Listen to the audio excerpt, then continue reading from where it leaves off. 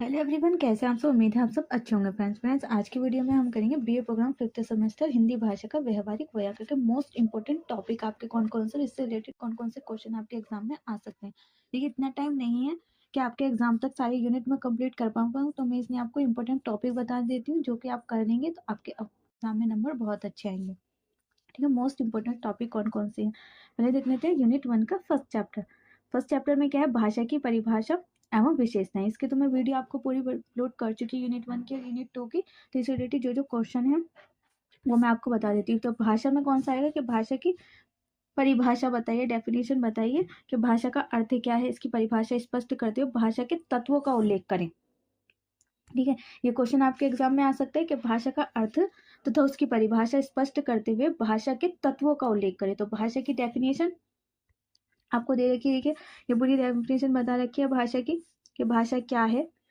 इसमें से आपको लिखना है कि भाषा की परिभाषा का विचार करते समय हमें यह बात का ध्यान देने योग्य है कि भाषा अनेक प्रयोजनों में निर्णायक है। भाषा क्या है, अनेक प्रयोजनों में निर्णायक है। भाषा निजी विचारों को व्यक्त करने का माध्यम है। और भाषा क्या है, लैंग्वेज क्या है, निजी विचारों को, हमारे विचार जो है उनको व्यक्त करने का माध्यम है। अगर हम बोलेंगे नहीं, अपनी भाषा का यूज नहीं कर पाएंगे तो क्या हम अपने विचारों को व्यक्त कर पाएंगे? नहीं कर पाएंगे। तो हमको यही लिखना है डेफिनेशन में कि भाषा क्या है, अपने विचारों को व्यक्त करने का माध्यम है, अपने विचारों को एक्सप्रेस करने का माध्यम है। और इसके साथ ही वह कार्यों की अभिव्यक्ति का उपकरण भी। और इसी भाषा क्या है कि इसकी ही भाषा के कारण से ही हम क्या कर सकते हैं, अपने कार्यों को अभिव्यक्त कर सकते हैं, उनको यूज कर सकते हैं, उनका प्रयोग कर सकते हैं, उनका काम कर सकते हैं अपनी लैंग्वेज के साथ ही। यानी लैंग्वेज यही नहीं कि जो हम बोल रहे हैं, मुख से बोल रहे हैं। हमारी लैंग्वेज कई प्रकार की होती है, जो हम हाथों से जो करते हैं वो भी हमारे क्या होती है, लैंग्वेज ही होती है, भाषा ही होती है। उसी के माध्यम से हम कार्य को कर सकते हैं। तो क्या है, भाषा क्या है, अपने विचारों को व्यक्त करने का माध्यम है,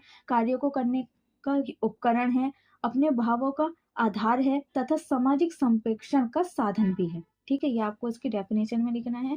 फिर इसके तत्वों के बारे में बताने के कौन कौन से इसके तत्व हैं। ठीक है, नेक्स्ट क्वेश्चन आ जाता है आपका व्याकरण। व्याकरण में आ जाएगा कि व्याकरण की परिभाषा दीजिए, व्याकरण का महत्व क्या है, इसमें शुद्धियाँ क्या होती हैं, अशुद्धियाँ क्या हो सकती हैं, भाषा और व्याकरण का संबंध, यानी लैंग्वेज का और व्याकरण का क्या रिलेशन है, ये आपको बताना है। ठीक है, इससे रिलेटेड भी आपका एग्जाम में क्वेश्चन आ सकते हैं कि भाषा में और व्याकरण में क्या अंतर है और इनमें किस प्रकार का रिलेशन है। तो इसमें आपको ये सभी आपको इसमें लिखना है। जैसे कि भाषा से रिलेटेड आपको इसमें क्वेश्चन दे रखी है, भाषा के व्याकरण की परिभाषा तथा अर्थ बताइए। भाषा के व्याकरण की परिभाषा तथा उसका अर्थ बताइए। भाषा के लिखित रूप के लाभ बताइए। भाषा का जो लिखित रूप है, जो रिटन में हम लैंग्वेज को लिखते हैं, उसके क्या क्या लाभ है वो बताने हैं। व्याकरण के परिष्कृत भाषा कैसे बनती है और भाषा कैसे बनती है वो बताना है। व्याकरणिक भाषा किसे कहा जाता है, व्याकरणिक भाषा जो है उसको किसे कहा जाता है। व्याकरणिक भाषा क्या होती है, जिसमें अशुद्धियां नहीं होती हैं। ठीक है, जो शुद्ध होती है, जिसमें अशुद्धियां नहीं होती हैं, गलतियां नहीं की जाती हैं, उसी को क्या कहा जाता है, व्याकरणिक भाषा कहा जाता है। तो इसकी आपको डेफिनेशन लिखनी है पूरी, क्योंकि मैंने ऑलरेडी आपको वीडियो में बता रखी है। संप्रेषण का मुख्य साधन क्या है, मुख्य माध्यम क्या है, तो क्या है, भाषा है। इसमें क्या आ जाएगा, भाषा। संप्रेषण का मुख्य माध्यम क्या है, भाषा है, लैंग्वेज है। तो इस प्रकार के आपके क्वेश्चन आ सकते हैं। नेक्स्ट चैप्टर आ जाता है यूनिट फर्स्ट का, ध्वनि, वर्ण तथा मात्राएं। ध्वनि क्या होती है, ध्वनि इस अध्याय के समग्र ध्वनि की पहचान, वर्गीकरण का वर्णन है। क्या है ध्वनि, भाषा का यूज करने के लिए जो हम जिन शब्दों का उच्चारण करते हैं, तो वो उच्चारण ही क्या है, हमारी ध्वनि है, भाषा की ध्वनि कहा जाता है। और जो ध्वनि जो है वो खुद कहीं नहीं पहुंचती है, और ना ही ध्वनियों के खुद के कोई अर्थ होते हैं, ना ही ध्वनि का कोई खुद अर्थ होता है। ठीक है, ध्वनि के दो रूप होते हैं और ध्वनि के दो मुख्य भेद या वर्ग कहा जा सकता है। वो है, पहला क्या है ध्वनि का भेद, स्वर, और दूसरा क्या है, व्यंजन। ठीक है, स्वर और व्यंजन, इससे भी रिलेटेड आपको क्वेश्चन आ सकता है कि ध्वनि के दो भेद हैं, उनकी डेफिनेशन बताइए, वो क्या है, वो आपको बताना होगा। ठीक है, वर्ण और मात्राएं आ जाती हैं इसमें। मात्राएं क्या होती हैं, जो हम शब्दों के ऊपर लगाते हैं, उन्हीं को क्या कहा जाता है, मात्राएं कहा जाता है। ये आप इसमें देख सकते हैं। नेक्स्ट इसमें इंपॉर्टेंट क्वेश्चन आ जाता है यूनिट 2 का चैप्टर फर्स्ट, शब्दों के भेद, तत्सम, तद्भव, देशज और विदेशज। शब्द, शब्द क्या है? शब्द से बना है। शब्द किससे बना है? शब्द से बना है, जिसका अर्थ ध्वनि करना है, जिसका अर्थ क्या हो जाता है? ध्वनि करना है। और ध्वनि का कोई अपना पहचान नहीं होती है। ध्वनि क्या होती है? जो हम उच्चारण कर रहे हैं, जो बोल रहे हैं, वही जो वॉइस हमें आ रही है, तो उसी को क्या कहा जाता है? ध्वनि कहा जाता है। ध्वनि के भी दो रूप होते हैं, स्वर और व्यंजन।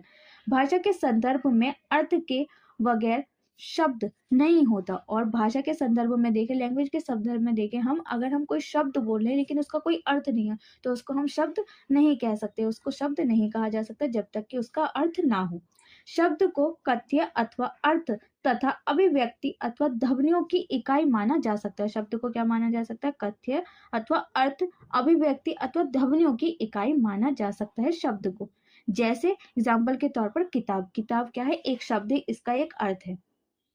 ठीक है। शब्द के भेद आ जाता है, आपको क्वेश्चन बन जाएगा कि शब्द क्या है, शब्द का अर्थ बताते हुए उसके भेदों को स्पष्ट कीजिए। तो आपको इसमें सभी शब्दों के जो भेद दे रखे, देशज, विशेषज, देशज, ये सभी आपको लिखने हैं। ठीक है। सेकंड चैप्टर आ जाता है यूनिट 2 का, शब्दों के व्याकरणिक कोटियां। अब इसमें कौन कौन सी व्याकरणिक कोटियां होती हैं, कौन कौन सी अशुद्धियां होती है बताना। पहले क्या आ जाती है हमें? संज्ञा, सर्वनाम और क्रिया।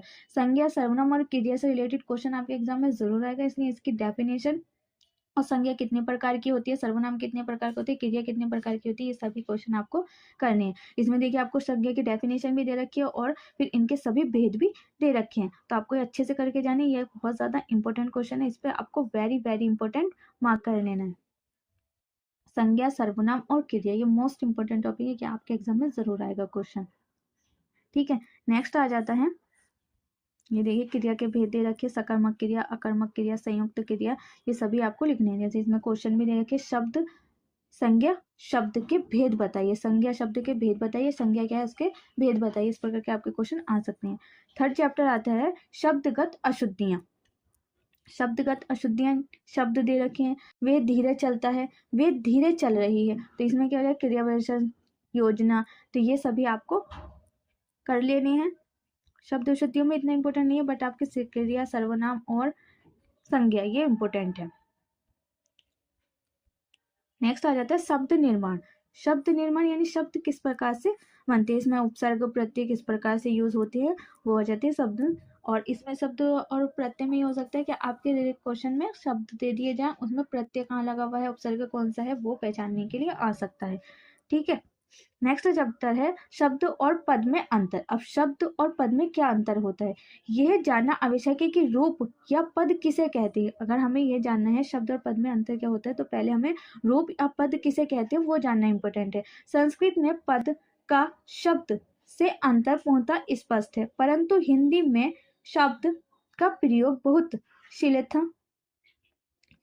शीतल अर्थों में होता है।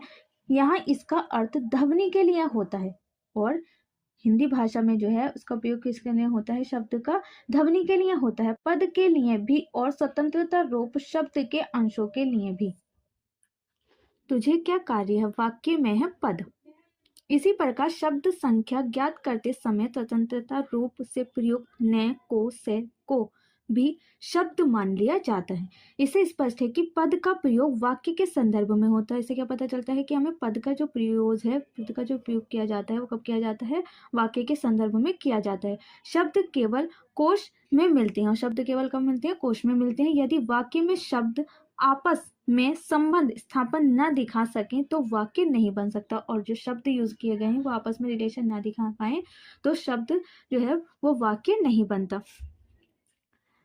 और हिंदी में भी विभक्ति लगानी पड़ती है। उदाहरणतः उसने खाना खाया, वाक्य में को कर्ता कारक रूप में प्रयुक्त करने के लिए उसके साथ ने का प्रयोग करना आवश्यक है।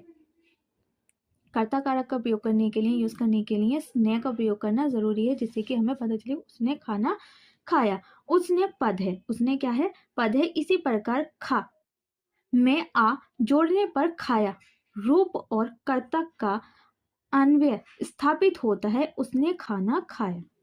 इसी प्रकार सभी अलग अलग प्रदेशों की अलग अलग जातियां हैं। इसी प्रकार क्या कह सकते हैं, सभी प्रदेशों की अलग अलग जातियां हैं। तो इसमें आ सकता है आपका शब्द और पद में क्या अंतर है, चैप्टर है आपका, इसमें इंपॉर्टेंट क्वेश्चन क्या हो जाएगा, पद। ठीक है, पद क्या होता है, पद किस प्रकार से यूज किया जाता है। इससे रिलेटेड आपको क्वेश्चन में दे रखा है, जैसे इसमें दे रखा है संज्ञा पद। संज्ञा में व्यक्तिवाचक जैसे मयंक, एग्जाम्पल क्या हो जाएगा संज्ञा पद में, पद क्या हो जाएगा मयंक, जैसे मयंक। जातिवाचक में आ जाएगा मंदिर और स्थान, और भाववाचक में आ जाएगा नर्म, ब्रह्म, तो ये हो जाएंगे हमारे भाववाचक। हिंदी में इनके कारकीय रूप तीन तरह के हो सकते हैं, तो तीन तरह के हो सकते हैं हिंदी में इनके कारकीय रूप। एक हो जाएंगे अविकारी रूप, एक हो जाएंगे विकारी रूप, और एक हो जाएंगे संबंध रूप, संबोधन रूप। अविकारिक होते हैं मयंक गया, कई स्थान खाली करवाए, धरती खाली है, ये किसमें हो जाएंगे आविकारिक में। और विकारिक रूप में हो जाएगा कई जातियां हैं, कई स्थानों को खाली करवाते हैं, तो ये हो गया हमारा विकारिक रूप। और संबोधन रूप हो जाएगा, ये संबोधन में प्रयुक्त होते हैं, जैसे ए लड़के अरे लड़को। संबोधन में किस प्रकार से यूज होता है पद, ए लड़के या अरे लड़को।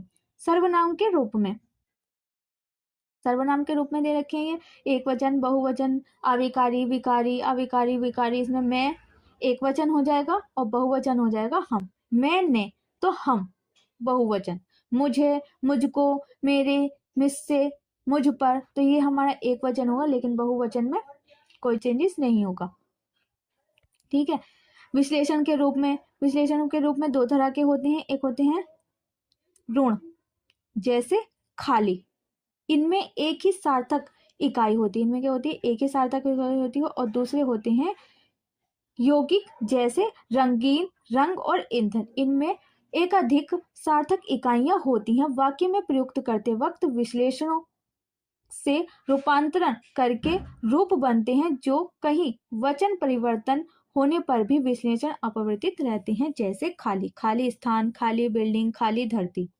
और दूसरे हो जाते हैं अन्वय तत्व। अन्वय तत्व क्या होते हैं, जो कि शब्द पद तब बनता है, कोई भी शब्द पद जब बनता है जब किसी अन्वय तत्व से बना रूप वाक्य में प्रयुक्त होने के योग्य बन जाता है। कब बनता है कोई भी तत्व जो है वो, कोई भी शब्द जो है वो पद तब बनता है जब किसी अनावय तत्व से बना जो रूप है, जो वाक्य है, वो प्रयुक्त होने के लिए योग्य हो जाता है। ठीक है। इसमें प्रश्न आ जाते हैं कि शब्दों के भेदों को स्पष्ट कीजिए, शब्दों के कौन कौन से भेद हैं उनको स्पष्ट कीजिए, शब्दों की व्याकरणिक कोटियों की परिभाषा तथा भेद बताइए कि शब्दों की व्याकरणिक कोटियां कौन कौन सी और उनकी परिभाषा देते हुए उनके भेदों का स्पष्ट कीजिए। शब्द तथा पदों का अंतर स्पष्ट कीजिए। तो इससे रिलेटेड क्वेश्चन इस प्रकार से आ सकते हैं, आपको क्वेश्चन दे रखे, इन्हीं की अगर आप प्रैक्टिस कर लेते हैं तो आपके एग्जाम में मार्क्स जो है वो बहुत अच्छे हो जाएंगे। यूनिट 3 का चैप्टर फर्स्ट आ जाता है व्याकरणिक व्यवहार। इसमें आ जाता है वचन। वचन क्या होता है, एक वचन और बहुवचन। जैसे एक वचन यानी कि लड़का बोलेंगे तो एक वचन हो जाएगा, और लड़के बोलेंगे तो बहुवचन हो जाएगा।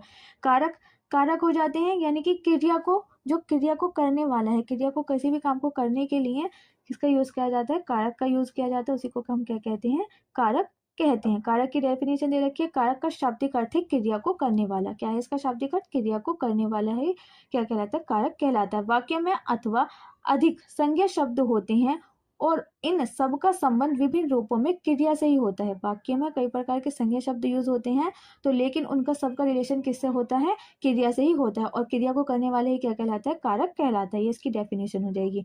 ठीक है।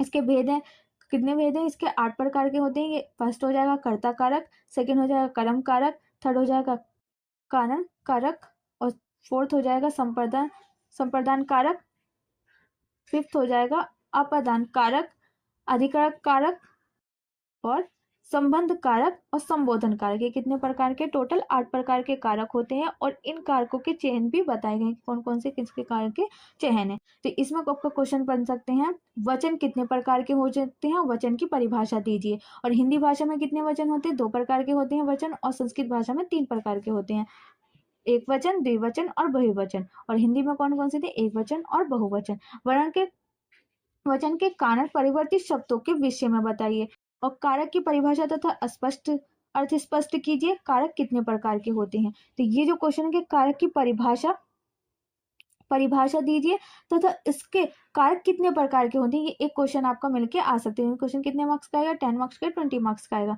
तो कारक की परिभाषा देते हुए उसके कितने प्रकार के हैं कारक, फूड की भी आपको लिखना है। तो उनके सभी की पहले आपको कारक की डेफिनेशन लिखनी है, फिर वो कारक कौन कौन से उनकी डेफिनेशन देते हुए उनका एक एक एग्जाम्पल जरूर देना है। अगर आप एग्जाम्पल देंगे तो मार्क्स अच्छे मिलेंगे।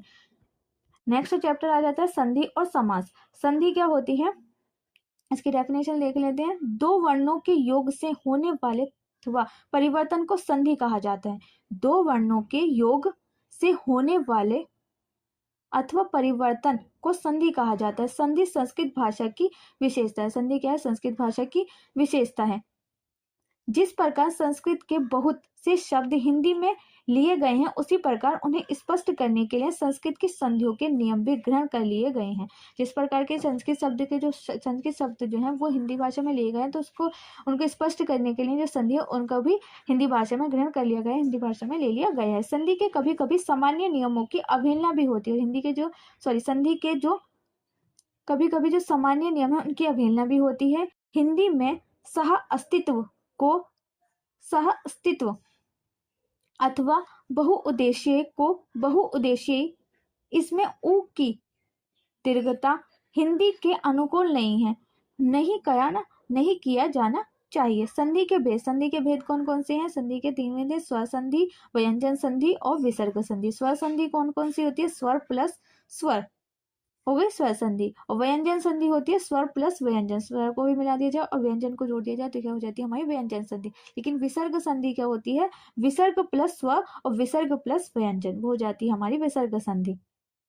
स्वर संधि, दो स्वरों के योग से होने वाले रूप परिवर्तन को स्वर संधि कहते हैं। कौन से, जो दो स्वरों का जो योग किया जाए और उनमें जो चेंजेस होते हैं उसको क्या कहा जाता है, स्वर संधि कहा जाता है। हिंदी के स्वर का योग अलग अलग नियमों के अनुसार अलग अलग प्रकार का होता है और हिंदी में जो स्वर है उनका जो योग है वो अलग अलग नियमों के अनुसार अलग अलग प्रकार का होता है। इसी आधार पर स्वर संधि के निम्नलिखित भेद माने जाते हैं। इसमें कौन कौन से आते हैं, स्वर्ग संधि में दीर्घ संधि, वृद्ध संधि, यार संधि, यदि अयति संधि और व्यंजन संधि। व्यंजन संधि कौन सी होती है, व्यंजन से स्वर अथवा व्यंजन के योग से होने वाले विकार या परिवर्तन को व्यंजन संधि कहते हैं। स्वर में और व्यंजन में जो परिवर्तन होते हैं, उनके योग में जो चेंजेस होते हैं उनको क्या कहा जाता है, व्यंजन संधि कहा जाता है। हिंदी वर्णमाला के वर्गों के स्थान के आधार पर पहले, दूसरे, तीसरे वर्ण में परिवर्तन के आधार पर व्यंजन संधि को वर्गों में बांटा जाता है। जैसे कि इसके एग्जाम्पल दे रखे हैं, किसी वर्ग के पहले वर्ण का तीसरा वर्ण में परिवर्तन होना, पहले का वर्ण नासिकीय वर्ण में परिवर्तन। विसर्ग संधि कौन सी होती है, विसर्ग के बाद स्वर अथवा व्यंजन आने पर विसर्ग में होने वाले विकार विसर्ग संधि कहलाता है। विसर्ग के बाद जो स्वर तथा व्यंजन आने पर विसर्ग में जो होने वाला चेंजेस है, जो विकार है, उसे विसर्ग संधि कहा जाता है। विसर्ग प्लस त था इक्वल टू सा दुखता, तो दुस्तर, ये क्या हो जाएगी हमारी विसर्ग संधि हो जाएगी। तो इसमें क्वेश्चन आ सकता है आपका कि संधि कितने प्रकार की होती है, संधि कितने प्रकार की होती है। संधि 3 प्रकार की होती है, एक होती है स्वर संधि, दूसरी होती है व्यंजन संधि और तीसरी होती है विसर्ग संधि। और इन सभी संधियों के भी आपको प्रकार और इनके भेद पूछने के लिए आ सकता है। समास क्या होता है, समास में दो या दो से अधिक शब्द मिलकर एक स्वतंत्र पद बनाते हैं। समास क्या है, में दो या दो से अधिक शब्द मिलकर स्वतंत्र पद जो बनाते हैं उसी को क्या कहा जाता है, समास कहा जाता है या समास पद भी कहा जाता है इसको। यही कहीं दो शब्दों से बना सकता है और यह कहीं नहीं दो शब्दों से बन सकता है समास। जैसे संज्ञा का संज्ञा से, जैसे संज्ञा का संज्ञा से बन सकता है, संज्ञा का विश्लेषण से भी बन सकता है समास, विश्लेषण का विश्लेषण से भी सीधा साधा संबंध बन सकता है। ठीक है, समास क्या होता है, जो दो से अधिक स्वतंत्र पदों से मिलकर बनता है, उसी को क्या कहा जाता है, समास कहा जाता है। समास संज्ञा से भी बन सकता है, संज्ञा विश्लेषण से भी बन सकता है, संज्ञा से संज्ञा का भी बन सकता है समास। इससे रिलेटेड क्वेश्चन आ सकते हैं कि समास की परिभाषा देते हुए समास कितने प्रकार के होते हैं ये बताइए।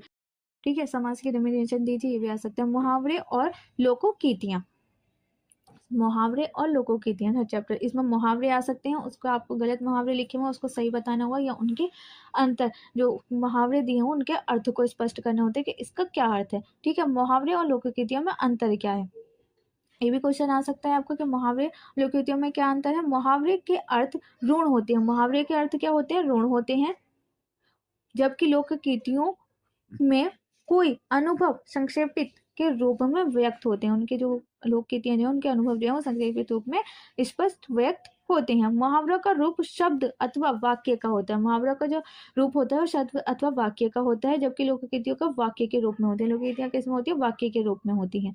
ये मुहावरे जो है वो शब्द भी हो सकते हैं, वाक्य भी हो सकते हैं, लेकिन जो लोककृतियां हैं वो वाक्य के रूप में ही होती हैं। ये इनके मेन डिफरेंस है। मुहावरे की परिभाषा क्या है। मुहावरे भाषा विशेष में प्रचलित उस अभिव्यक्ति इकाई को कहते हैं जिसका प्रयोग साधारण से अलग रूढ़ि के लिए किया जाता है। मुहावरे किसे कहा जाता है, यानी कि उस प्रचलित अभिव्यक्ति इकाई को कहते हैं जिसका के प्रयोग जो है वो साधारण से अलग रूढ़ि के रूप में किया जाता है। कि नॉर्मल रूप से अलग रूढ़ि में रूप में किया जा रहा है तो उसी को क्या कहा जाएगा, मुहावरे कहा जाएगा। किसी भाषा में दिखाई पड़ने वाली असाधारण शब्द योजना को मुहावरे कहा जाता है, और किसी भी भाषा में जो दिखाई पड़ने वाली असाधारण शब्द है, योजना है, उसी को क्या कहा जाता है, मुहावरे कहा जाता है। लोककृतियां, लोककृतियां का अर्थ है लोक की उक्ति, किंतु लोक की प्रत्येक उक्ति लोककृतियां नहीं हो सकती। लोक की विशेष उक्तियां ही लोककृतियां कहलाती हैं। मुहावरे की भांति लोककृतियां भी रोचक अभिव्यक्ति हैं। लोक से संबंधित होने के कारण इसका नाम लोककृति है। लोक साहित्य में इसका स्थान है, और किसमें इसका स्थान है, लोक साहित्य में इसका स्थान है। और लोककृतियां जो है वो किसी देश अथवा काल विशेष पर आधारित नहीं है। लोककृतियों की परिभाषा किसी बात को किसी भी आड़ में कहने के अभिप्राय अथवा उपलम्ब और व्यंग्य के लिए स्वतंत्र अर्थ रखने वाली जिस सामान्यतः संक्षेपित उक्ति का प्रयोग लोग करते हैं उसे लोककृतियां अथवा कहावत का नाम दिया जाता है। लोककृतियां क्या है, कहावत है, यानी कि किसी बात को कहने के लिए, किसी बात को किसी भी आड़ में कहने के अभिप्राय अथवा उपलम्ब और व्यंग्य के लिए जो स्वतंत्र अर्थ रखने वाली सामान्यतः संक्षेपित उक्तियां जो हैं उनका प्रयोग लोग करते हैं, उन्हीं को क्या कहा जाता है, लोककृतियां अथवा कहावतें कहा जाता है। मुहावरे किन्हें कहा जाता है, लोककृतियां किसे कहा जाता है, मुहावरे तथा लोककृतियों में क्या अंतर है। तो इससे रिलेटेड जो ये आपका क्वेश्चन है मोस्ट इंपॉर्टेंट ये हो सकता है कि मुहावरे और लोककृति यानी कि मुहावरे और कहावतों में क्या अंतर है, ये आपका क्वेश्चन आ सकता है। इस पर भी इंपॉर्टेंट मार्क्स कर लेना। नेक्स्ट क्वेश्चन है अपठित गद्य और पठित गद्य में भी आपका क्वेश्चन आ सकता है, कि आपको ये दे दिया जाएगा, एक गद्यांश दे दिया जाएगा और उससे रिलेटेड आपको क्वेश्चन पूछे जाएंगे।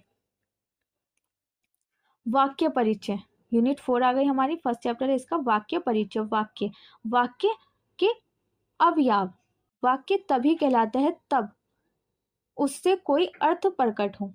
वाक्य तभी कहलाएगा जब उसका कोई अर्थ हो। वाक्य तभी बनता है जब उसका कोई अर्थ होता है, कोई अर्थ स्पष्ट होता है, तो उसी को वाक्य कहा जाता है। निरर्थक रखे हुए शब्दों को हम वाक्य भी नहीं कह सकते। अगर कोई शब्द रख दिए गए हैं लेकिन उनको हम वाक्य नहीं कह सकते जबकि कोई उनका अर्थ स्पष्ट नहीं होता है। वाक्य के दो अवयव होते हैं, उद्देश्य और विधेय। वाक्य का वह अवयव उद्देश्य कहलाता है जिसके विषय में वाक्य के शेष भाग में कहा जाता है। जैसे वह खाना बनाती है, इस वाक्य में वह उद्देश्य है, कोई शेष भाग में उसके विषय में बताया गया है, क्योंकि शेष भाग में जो अंत में क्या बताया कि वह जो है वो खाना बनाती है, तो वह क्या है, उद्देश्य है, और शेष भाग में उसके बारे में बताया गया है कि वह जो है वो क्या कर रही है, खाना बनाती है। वाक्य का वह अवयव विधेय माना जाता है जो उद्देश्य के विषय को स्पष्ट करता है, अर्थात उद्देश्य के विषय में वाक्य में जो शब्द होते हैं वे विधेय हैं।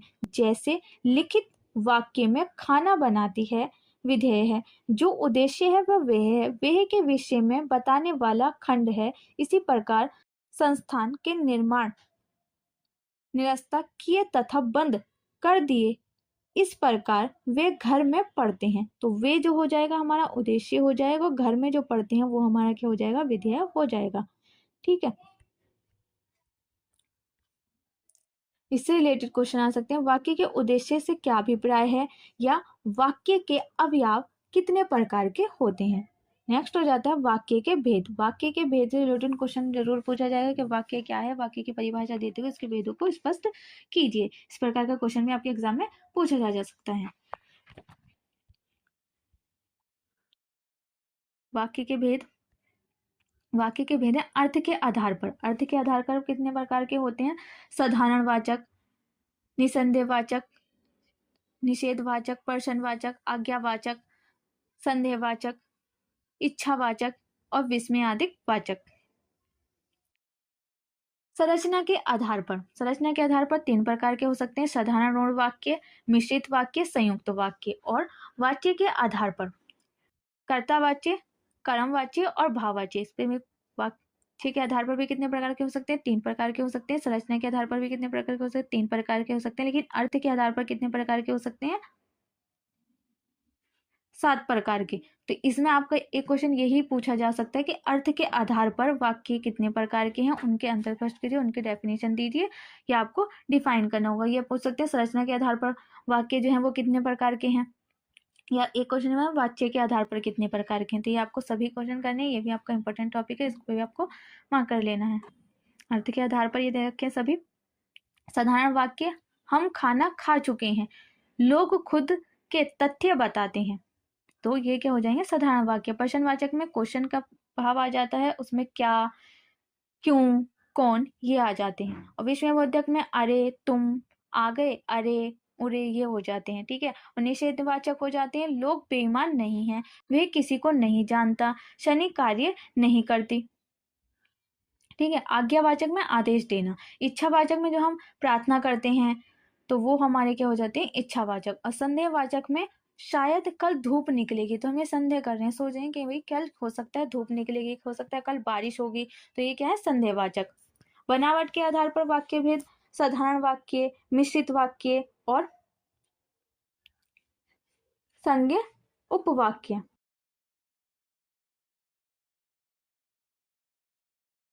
वाक्य का वाच्य परिवर्तन। वाक्य कितने प्रकार के से रिलेटेड कौन कौन से क्वेश्चन बन सकते हैं कि वाक्य कितने प्रकार के होते हैं, उनकी डेफिनेशन दीजिए और वाक्य का अर्थ बताते हुए उनके प्रकारों को लिखिए। साधारण वाक्य से जटिल वाक्य किस प्रकार भिन्न होते हैं, और साधारण वाक्य से जटिल वाक्य किस प्रकार के भिन्न होते हैं, ये भी क्वेश्चन आ सकता है। संयुक्त वाक्य किन्हें कहते हैं, वो भी क्वेश्चन आपके एग्जाम में पूछा जा सकता है। तो ये आ सकता चैप्टर आ जाएगा आपका प्रज्ञात्मक अशुद्धियां।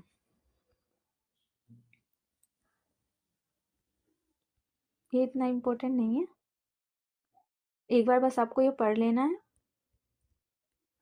इससे क्वेश्चन आ सकता है कि आपको वाक्यों के अशुद्ध रूप दे दिए गए हैं, उसको आपको शुद्ध रूप में लिखना है। लड़के आ रहे हैं, तो ये लड़के आ रहे हैं ये शुद्ध हो जाए, अशुद्ध हो जाएगा, गलत लिखा है तो आपको क्या लिखना है? लड़के आ रहे हैं। ठीक है। तो इस प्रकार के आपको क्वेश्चन दे दिया जाएगा कि आपको ये दे दिया जाए कि वाक्य, और उसको आपको शुद्ध करके लिखना है। अशुद्ध दे दिए जाएंगे तो शुद्ध लिखने होंगे, शुद्ध दे दिए जाएंगे तो आपको शुद्ध करके लिखने होंगे। नेक्स्ट चैप्टर आ जाता है 4th चैप्टर है विराम चिन्ह। अब विराम चिन्ह कहाँ का यूज होता है? पूर्ण विराम, प्रश्नवाचक चिन्ह, विस्मयबोधक चिन्ह, अल्प विराम। तो ये कैसे यूज होते हैं, ये भी आपके रिलेटेड क्वेश्चन पूछे जा सकते हैं। विवरण चिन्ह। नेक्स्ट चैप्टर है अपठित गद्य। जैसे कि आपको ये अपठित गद्य दे जाएंगे और इससे रिलेटेड आपको क्वेश्चन पूछेंगे कि इसमें क्या कहते हैं, उपरोक्त गद्य के सार बताइए, उपरोक्त गद्य के शब्दों के अर्थ बताइए। ठीक है। जो ये शब्द दे दिए इनको आपको उसके अर्थ बताना है। ये तो फ्रेंड्स आपके टोटल 4 यूनिट, इसमें जितने भी इंपॉर्टेंट टॉपिक थे, इंपॉर्टेंट क्वेश्चन थे, वो मैंने आपको बता दिए हैं। आप ये वीडियो कर लेंगे तो आपके एग्जाम में बहुत ज़्यादा अच्छे मार्क्स आएंगे। ये आपको पूरे कंप्लीट 5th सेमेस्टर की बुक कंप्लीट हो चुकी है हिंदी की, क्योंकि ये आपको पढ़ाने में काफ़ी टाइम लग जाता, तो इसलिए मैंने जो भी इंपॉर्टेंट टॉपिक थे वो उनको बता दिया, उनकी डेफिनेशन भी दे दिया आपको, जो कि समझ में आ जाए। आपको उससे रिलेटेड कोई भी क्वेरी रह जाती है तो आप मुझे कमेंट बॉक्स में बता सकते हैं। वीडियो कैसे लगी कमेंट बॉक्स में लिखकर जरूर बताना। मिलते हैं नेक्स्ट वीडियो में, जब तक के लिए stay healthy, stay safe. Thanks for watching, best of luck for your exam.